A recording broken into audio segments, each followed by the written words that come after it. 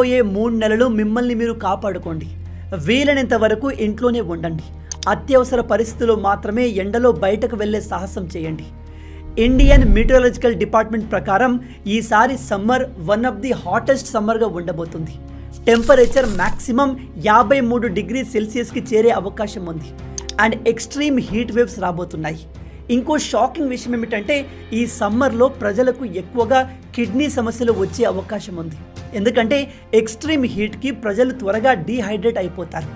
ఒకవేళ మీకు already kidney సమస్య ఉన్నా, కిడ్నీ స్టోన్ లాంటి ఇష్యూస్ ఉన్నా ఎక్కువగా వాటర్ తాగండి, లేదా ఖచ్చితంగా ఈ సమస్యలు ఎక్కువ అవుతాయి. ఒకవేళ బయటకు వెళ్తే ఖచ్చితంగా మీ హెడ్ని కవర్ చేయడం మర్చిపోవద్దు. మళ్ళీ చెప్తున్నాను, ఈసారి వచ్చే సమ్మర్ ఎప్పటిలా కాదు, చాలా ప్రమాదకరంగా ఉండబోతుంది.